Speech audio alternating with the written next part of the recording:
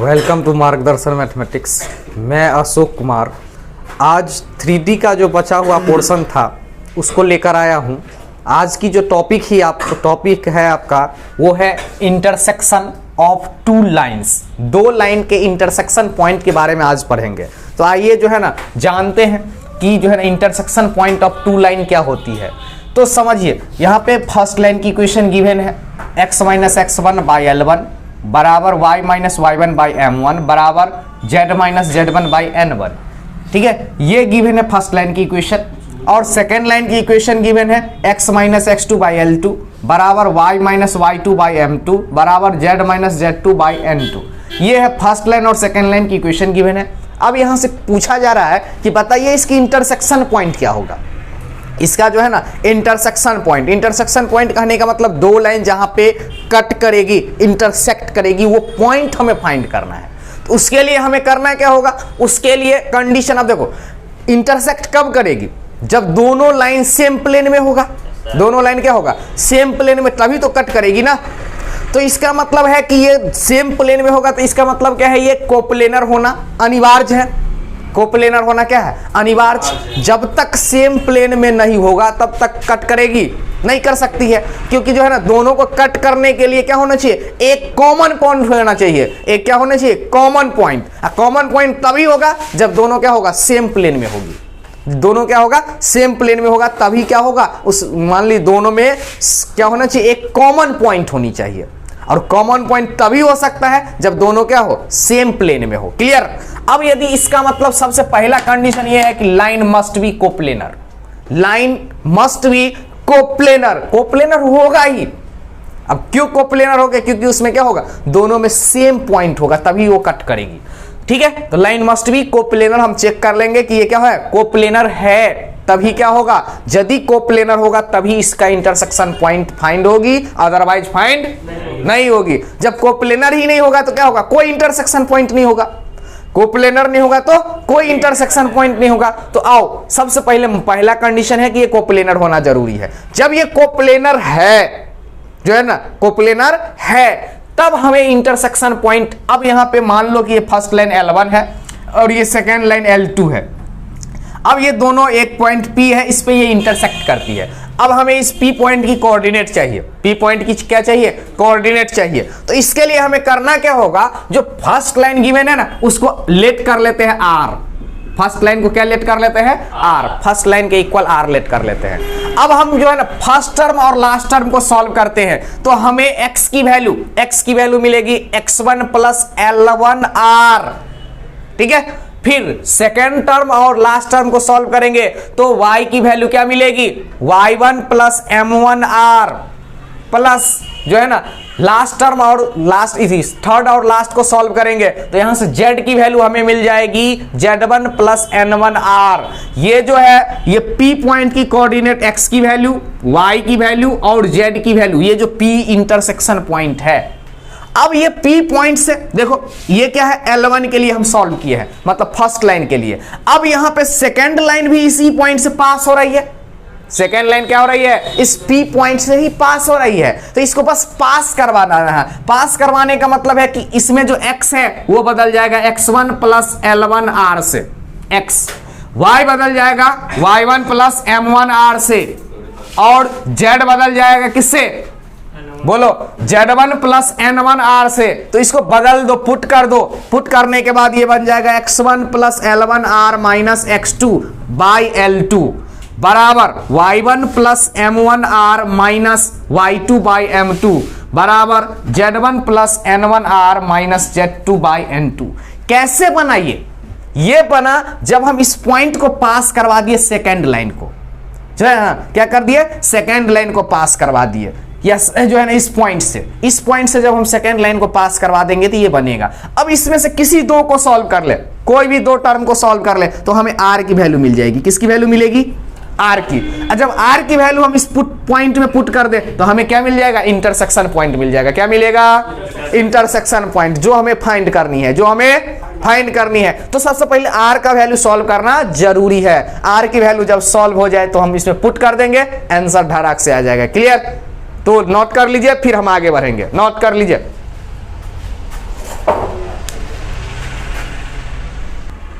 हो गया। चलिए, तो अब क्वेश्चन है इस पे बेस्ड कि if the lines x minus x1 by 2 equal to y plus 1 by 3 equal to z minus 1 by 4, ये फर्स्ट लाइन की इक्वेशन गिवन है। इसके बाद second line and x minus 3/1 बराबर y माइनस k बट्टा 2 बराबर z बाई 1, ये second line की इक्वेशन गिवन है। अब ये कहती है कि r intersect at a point, एक पॉइंट पर कट कर रही है, एक पॉइंट पे क्या कर रही है, कट। तो सबसे पहले कहता है find value of k, k की वैल्यू सॉल्व करनी है। k कहाँ पे है, तो इस k की वैल्यू पहले सॉल्व करना है। किसकी वैल्यू सॉल्व करनी है, k की, ठीक है। इसके बाद and also find intersection point, और जिस पॉइंट पर कट कर रही है वो पॉइंट भी फाइंड करना है। इस फिर से समझ लीजिए, दो लाइन गिवन है, दोनों लाइन एक पॉइंट पर कट कर रही है, कट कर रही है, तो कहती है कि k का वैल्यू, k कहीं पे जो है ना कांस्टेंट है, इसमें उस k की वैल्यू सॉल्व करनी है। k के वैल्यू सॉल्व करने के बाद इंटरसेक्शन पॉइंट भी फाइंड करना है। क्या फाइंड करना है, इंटरसेक्शन पॉइंट। तो आइए समझ लीजिए, हमें k की वैल्यू फाइंड करने के लिए सबसे पहले क्या होना चाहिए, लाइन मस्ट भी होना चाहिए। बोलो, लाइन मस्ट बी क्या होना चाहिए, कोप्लेनर होना चाहिए, कोप्लेनर होना चाहिए। इसका मतलब जो है ना क्या हो जाएगी, x2 माइनस x1, x2 की वैल्यू 3 माइनस x1 की value 1, y2 minus y1, y की और y2 की वैल्यू k, मतलब क्या हो जाएगा y1 माइनस 1, तो minus minus plus 1, z2 minus z1, z2 की वैल्यू है 0 माइनस z1 की वैल्यू 1, ठीक है। अब यहां पे होगा L1 की वैल्यू 2 3 4, L2 M2 N2 1 2 1। अब यहां से सॉल्व करना है इसको। तो यहां पे हम यदि 3 माइनस 1 2 के लिए एक्सपेंड करें तो इसका रो और कॉलम को छोड़ दो, तो कितना 3 माइनस 8, ध्यान देना इधर, 3 माइनस 8, फिर माइनस के प्लस 1 के लिए एक्सपेंड करें तो बता दो, ये और ये छोड़ देते, कितना 2 माइनस 4 प्लस माइनस 1 के लिए एक्सपेंड करें, ये और ये गया 4 माइनस 3 इक्वल टू 0, ये क्या हो जाएगा, इक्वल टू 0। अब यहाँ ध्यान से समझना है, यहाँ इससे पहले जो थ्योरी में लिखाए थे 0, क्या लिखाए थे ना। चलो, अब इसके बाद जो है ना यहाँ 2 से मल्टीप्लाई करो, कितना -5 माइनस के प्लस 1 इंटू इसकी वैल्यू कितनी हो जाएगी, -2 प्लस माइनस 1 इंटू इसकी वैल्यू 1 इक्वल टू 0। अब यहां से माइनस का 10 माइनस 2 के माइनस प्लस 2 के माइनस, ठीक है, प्लस माइनस माइनस और माइनस क्या हो जाएगा, प्लस 2 के होगा, क्या हो जाएगा, प्लस 2 के, और क्या हो जाएगा -1 इक्वल टू 0। इसका मतलब 2 के और कितना 11 में से, तो ये हो जाएगा माइनस का 9 इक्वल टू 0, 2 के इक्वल टू 9, तो के इक्वल टू कितना 9/2 है, विजिबल है देखो, 9/2 विजिबल नहीं है। चलो क्या 9/2 देखो तो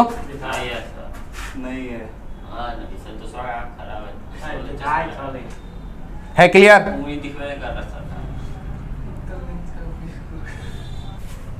है, क्लियर। तो देखिए यहां से क्या हो जाएगी, सॉल्व करेंगे इसके, तो k की वैल्यू 9/2 हो जाएगी, 9/2, k की वैल्यू 9/2। अब हमें k की वैल्यू मिल चुकी है, तो L1 की इक्वेशन क्या बनेगी, L1 की equation x minus 1/2 y plus 1/3 z minus 1/4। L2 की इक्वेशन, L2 की x minus 3/1 y k by 2 z, k की वैल्यू यहां पुट कर दो, कितना है 9/2, ठीक है, z बाई 1, ये बनेगी इक्वेशन। तो क्या बोले थे, इंटरसेक्शन पॉइंट सॉल्व करने के लिए सबसे पहले जो L1 है उसको लेट कर लो r के इक्वल। अब यहां से P पॉइंट की कोऑर्डिनेट बना दो, तो क्या बनेगी, x की वैल्यू बोलो 2r प्लस 1 1 प्लस 2r, ये बनेगा ना। यहाँ पे y की वैल्यू 3r माइनस 1, z की वैल्यू 4r प्लस 1, ये बनेगी। अब इस पॉइंट जो है ना, ये जो P पॉइंट है, इससे पास करवा दो सेकेंड लाइन को। सेकेंड लाइन को पास करवा दो तो x की वैल्यू हो जाएगी 2r प्लस 1, y की वैल्यू हो जाएगी 3r माइनस 1, z की वैल्यू हो जाएगी 4r प्लस 1। अब यहां से पास करवा दो तो बोलो क्या हो जाएगी, 2r प्लस 1 माइनस 3 बाई 1, बोलो y माइनस 9 बट्टा, y की वैल्यू पुट कर दो 3r माइनस 1 माइनस 9 बट्टा 2 बाई 2। यहाँ पे बोलो z की वैल्यू 4r प्लस 1 बाई 1। अब यहां से फर्स्ट और लास्ट को सॉल्व कर लो, r की वैल्यू सॉल्व हो जाएगी तो कितना 2r minus 2 equal to 4r plus 1।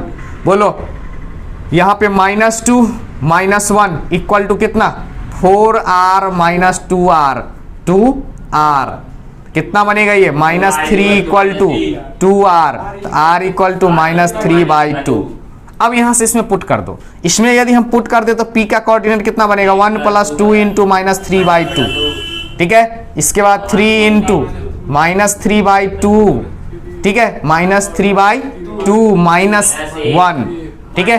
यहाँ पे बनेगा 4 इंटू माइनस 3 बाई 2, बोलो प्लस 1। अब यहाँ पे इसको सॉल्व कर लेना, ये p की कोऑर्डिनेट आ जाएगी, p की क्या आ जाएगी कोऑर्डिनेट आ जाएगी। क्लियर, कर लोगे सॉल्व, p इसकी वैल्यू जो है ना कर लोगे, कर लोगे नहीं तो जो है ना यहाँ सॉल्व करो तो कितना 1 माइनस हो जाएगा, ये कितना 2 से 2 कैंसिल, प्लस का 1 माइनस का 3 तो कितना माइनस का 2, फिर यहाँ से माइनस का 9 और माइनस का 2 तो माइनस 11 बट्टा 2, फिर यहाँ पे बोलो माइनस का 12 2 से कैंसिल कर लो तो ये कितना 2 माइनस 6 प्लस 1 माइनस 5, ये बनेगा आपका जो है ना P पॉइंट। क्लियर, नोट कर लो। 7 कैसे होगा, माइनस है, ये माइनस का 6 है प्लस का 1 है। क्लियर, नोट कर लो, हो गया, नोट कर लिए। चलिए नेक्स्ट टॉपिक आपका है जो है ना पैरेलल प्लेन की equation, equation of parallel plane. किसी भी प्लेन के यदि पैरेलल प्लेन की इक्वेशन हमें फाइंड करनी हो तो कैसे सॉल्व करते हैं। तो देखो पैरेलल प्लेन में क्या होती है, जो डायरेक्शन रेशियोज होती है नॉर्मल का वो सेम होता है, सिर्फ जो है ना उसका जो डिस्टेंस होता है वो अलग अलग होता है।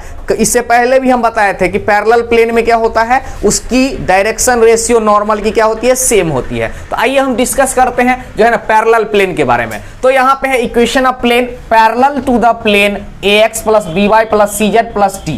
इस प्लेन के पैरेलल प्लेन की इक्वेशन हमसे पूछा जाए तो इस प्लेन के पैरेलल प्लेन की इक्वेशन होती है ax by cz। क्यों, क्योंकि a b c का मान सेम होगा, सिर्फ यहां अंतर होगा d की, तो d को लेट कर लेते हैं कि लैम्डा है। ये होती है पैरेलल प्लेन की इक्वेशन, ये क्या होती है पैरेलल प्लेन की इक्वेशन। क्लियर।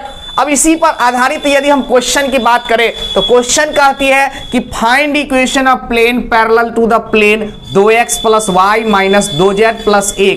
ये प्लेन दिया हुआ है, इस प्लेन के पैरेलल प्लेन की इक्वेशन हमें चाहिए, और वो जो प्लेन है वो which is at a unit distance from जो है ना ओरिजिन, और वो जो प्लेन है पैरेलल प्लेन उसकी जो डिस्टेंस है ओरिजिन से वो 1 यूनिट है। कितनी है 1 यूनिट है, किससे ओरिजिन से, ओरिजिन से जो डिस्टेंस है कितनी है 1 यूनिट। तो सबसे पहले पैरेलल प्लेन की इक्वेशन लिखे तो इक्वेशन ऑफ प्लेन बी क्या हो जाएगा, इक्वेशन ऑफ प्लेन बी, बोलो क्या होगा, यहाँ पे 2x plus y minus 2z plus lambda equal to 0, ये पैरेलल प्लेन की इक्वेशन। अब ये कहती है कि इस प्लेन की जो डिस्टेंस है ओरिजिन से वो क्या है 1 यूनिट। तो यहां से डिस्टेंस फाइंड कर लो, डिस्टेंस फाइंड करने के लिए क्या बोले थे, बोलो P बराबर क्या होता है ax1 plus by1 plus cz1, बोलो क्या होता है ax1 plus by1 plus cz1 plus d, ठीक है, का मोड रूट अंडर बोलो a square plus b square plus c square. अब बता दो पूछ किससे रहा है, ध्यान दो पूछ किससे रहा है, ओरिजिन से। देखो ध्यान से 0,0,0 दिख नहीं रहा है क्या, दिख रहा है ना। तो ओरिजिन से हमें डिस्टेंस चाहिए, ये जो प्लेन अभी निकाले हैं सॉल्व किए हैं पैरेलल प्लेन की इक्वेशन क्या है 2x plus y minus 2z plus lambda equal to 0, इस प्लेन की डिस्टेंस चाहिए। तो यहाँ पे देखो x1 y1 z1 की वैल्यू 0 0 0 0 0 0, ठीक है। और यहाँ पे बोलो प्लेन की इक्वेशन क्या है, ax by cz होती है, तो ये हो जाए 2x plus y minus 2z plus lambda equal to 0। अब यहाँ से a की मान, a की वैल्यू 2, b की वैल्यू 1, c की वैल्यू -2, ठीक है। अब यदि हम डिस्टेंस निकालना चाहे तो डिस्टेंस कितना हो जाएगा, p बराबर ये 1 यूनिट दिया हुआ है इक्वल टू, बोलो इसको पास करवा दे तो 2 इंटू 0 प्लस 0 माइनस 2 गुने 0 प्लस लेमडा का मोड इक्वल टू, बता दो 2 का स्क्वायर प्लस 1 का स्क्वायर प्लस माइनस 2 का स्क्वायर, ये होगा।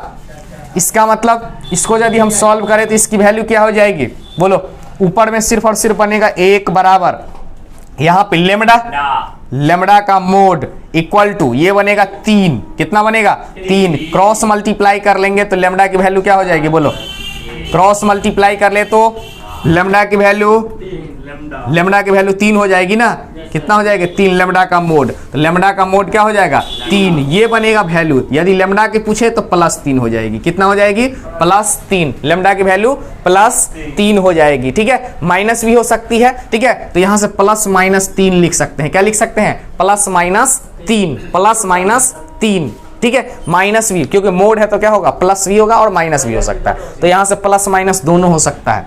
क्या हो सकता है, लेमडा की वैल्यू +-3। अब यदि हम पुट कर दे प्लेन में तो इक्वेशन ऑफ प्लेन क्या बन जाएगी, बता दो, इक्वेशन ऑफ प्लेन इसमें पुट कर देना, इक्वेशन ऑफ प्लेन मिल जाएगी। इसमें पुट करने के बाद क्या मिलेगा, इक्वेशन ऑफ प्लेन। यदि हम पुट कर दे तो क्या बनेगा, 2x plus y minus 2z, एक बार +3 पुट करेंगे और 2x plus y minus 2z minus 3 equal to 0, ये बन जाएगी इक्वेशन ऑफ प्लेन। ये क्या बन जाएगी, इक्वेशन ऑफ प्लेन। क्लियर। अब है नेक्स्ट क्वेश्चन। नेक्स्ट क्वेश्चन क्या है कि नेक्स्ट क्वेश्चन यहां भी है कि find equation of plane parallel to the plane. इस प्लेन की पैरेलल प्लेन की इक्वेशन चाहिए जो which is passes through the 1, 2, 3, जो 1, 2, 3 से पास हो। तो सबसे पहले इक्वेशन ऑफ प्लेन लिख लीजिए। तो इक्वेशन ऑफ प्लेन क्या हो जाएगा, इक्वेशन ऑफ पैरेलल प्लेन, ठीक है, या इक्वेशन ऑफ प्लेन बी। क्या मिलेगा हमें पैरेलल प्लेन की equation, 3x plus 4y plus 5z plus lambda equal to 0, plus lambda equal to. अब ये पास हो रही है 1, 2, 3, इसका मतलब x के जगह पे 1, y के जगह पर 2, z की जगह पे 3 पुट कर दो, तो 3 गुने 1 प्लस 4 गुने 2 प्लस 5 गुने 3 प्लस लेमडा इक्वल टू 0। तो लेमडा की वैल्यू बोलो 3 और 8 11, 11 और 15 26, तो ये -26 हो जाएगा। पुट कर दो इक्वेशन में, तो इक्वेशन क्या बनेगा, 3x plus 4y plus 5z plus minus ना -26 इक्वल टू 0, ये बनेगा इक्वेशन ऑफ प्लेन। ये क्या बन जाएगा, इक्वेशन ऑफ प्लेन। क्लियर। इसको नोट कर लीजिए। एक और क्वेश्चन लेंगे, इसके बाद आज जो है ना 3D फिनिश हो जाएगी, फिर हम प्रोबेबिलिटी शुरू करेंगे नेक्स्ट लेक्चर में। पहले इसको नोट कर लो। हो गया शुरू, चलिए विजिबल है, नोट हो गया। चलिए नेक्स्ट टॉपिक है आपका जो है ना equation of line perpendicular to the plane, मतलब प्लेन के परपेंडिकुलर प्लेन की equation. Equation of plane perpendicular to the plane, मतलब किसी भी प्लेन के परपेंडिकुलर प्लेन की इक्वेशन, ठीक है, ये सॉल्व करने के लिए। तो इसको समझने के लिए हमें एक एग्जांपल जो है ना, एग्जांपल क्वेश्चन ले लिए। इस क्वेश्चन के माध्यम से समझेंगे कि जो है ना हम कैसे फाइंड करते हैं किसी भी प्लेन के परपेंडिकुलर प्लेन की इक्वेशन। तो आइए हम क्वेश्चन पहले समझ लेते हैं। क्वेश्चन समझने के लिए है कि find equation of plane perpendicular to the plane 3x plus 4y plus 5z minus 4 equal to 0। इस प्लेन की परपेंडिकुलर प्लेन की इक्वेशन हमें चाहिए, ठीक है, and which is passes through the 1, 2, 3 and 5, 1, 4, ठीक है। तो सबसे पहले आइए समझ लेते हैं। ये कहती है कि इस प्लेन की परपेंडिकुलर होना चाहिए और जो ये 2 पॉइंट से पास हो। फर्स्ट पॉइंट है 1, 2, 3 और सेकेंड पॉइंट है 5, 1, 4। ये दोनों पॉइंट से पास होने वाला प्लेन की इक्वेशन हमें चाहिए। तो सबसे पहले हम बताए थे इक्वेशन ऑफ प्लेन पास होती है किसी पॉइंट जो है ना P से। अब यदि मान लीजिए इस प्लेन की इक्वेशन, एक पॉइंट से पास होने वाला प्लेन की इक्वेशन क्या होती है, बोलो ax माइनस x1, x1 की value 1 plus b y minus y1 की value 2 plus c z minus z1 की वैल्यू 3 इक्वल टू बोलो 0, ये होती है। अब ये जो प्लेन है एक और पॉइंट से पास हो रही है 5,1,4 से, इसको पास करवा दो। x की वैल्यू 5, y की वैल्यू 1, z की वैल्यू 4, तो बोलो a into 5 minus 1 plus b into 1 minus 2 plus c into 4 minus 3 equal to 0। Clear. अब जो ये प्लेन है, ठीक है, ये जो प्लेन है ये क्या है, परपेंडिकुलर है किसकी, इस प्लेन की, इस प्लेन की। ये जो प्लेन है ये प्लेन क्या है, परपेंडिकुलर है। परपेंडिकुलर है इसका मतलब दोनों को डायरेक्शन रेशियो का प्रोडक्ट क्या हो जाएगी, फर्स्ट प्लेन की नॉर्मल की डायरेक्शन रेशियो और ये जो सेकंड प्लेन है इसकी डायरेक्शन रेशियो, ये जो है सेकंड प्लेन इसकी नॉर्मल की डायरेक्शन रेशियो का प्रोडक्ट करने के बाद यदि हम जोड़ दे तो क्या होना चाहिए, 0, क्योंकि थीटा की वैल्यू 90 डिग्री। इसका मतलब दोनों प्लेन के नॉर्मल के डायरेक्शन रेशियो का प्रोडक्ट क्या हो जाएगी, प्रोडक्ट करने के बाद यदि जोड़ दे तो वो 0 हो जाएगी। क्या हो जाएगी, 0। आओ बोलो इसकी डायरेक्शन रेशियो क्या है, ए बी सी, और इस प्लेन की परपेंडिकुलर चाहिए ना, इस प्लेन की ना, तो इस प्लेन की परपेंडिकुलर, इसका मतलब प्रोडक्ट क्या हो जाएगा, बोलो a गुने 3 मतलब 3a प्लस b गुने 4 4b प्लस c गुने 5 5c इक्वल टू 0। अब यहां से इक्वेशन ऑफ प्लेन चाहिए तो a b c।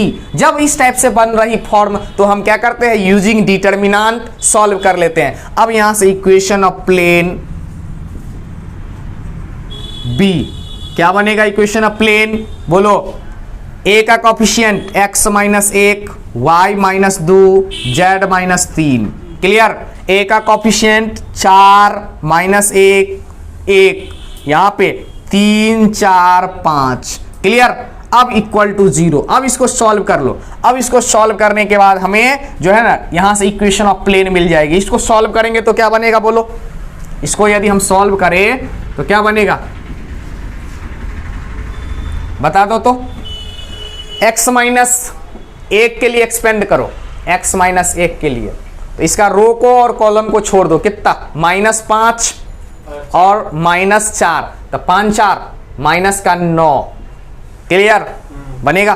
फिर माइनस y माइनस 2 के लिए एक्सपेंड करें तो इसकी रो और कॉलम छोड़ दो, कितना, 20 माइनस 3 17 प्लस z माइनस 3 के लिए एक्सपेंड करें तो इसकी रो और कॉलम छोड़ दो, 16 minus minus plus 3 19 equal to 0। ये बनेगी। तो बोलो -9x माइनस माइनस प्लस 9, बता दो -17y माइनस माइनस प्लस 34, बोलो plus 19z minus 57 equal to 0। बोलो इसको इधर ले लो तो 9x plus 17y minus 19z, बोलो कितना बनेगा। यदि हम इधर ले ले तो ये बनेगा इक्वल टू 9 और 34 9 कितना, 43 और माइनस का 57, तो कितना बनेगा, 57 और 43 13 14, ये 14 बनेगा, माइनस का 14 इधर ले लेंगे तो प्लस का 14 हो जाएगा। क्या हो जाएगा, प्लस का 14। ये हो जाएगा आपका इक्वेशन ऑफ प्लेन। ये क्या बन जाएगा, एक बार चेक कर लीजिएगा, कैलकुलेशन क्या कर लीजिएगा, कैलकुलेशन क्या कर लीजिएगा, चेक कर लीजिएगा। ठीक है, प्लस का 43 माइनस का 57 तो माइनस का 14 बनेगा। चेक कर लीजिएगा, नोट कर लीजिए। आज के लिए इतना ही, जो है ना, यदि वीडियो पसंद हो तो चैनल को लाइक कीजिए, सब्सक्राइब कीजिए और अपने ग्रुप में ज़्यादा से ज़्यादा शेयर कीजिए।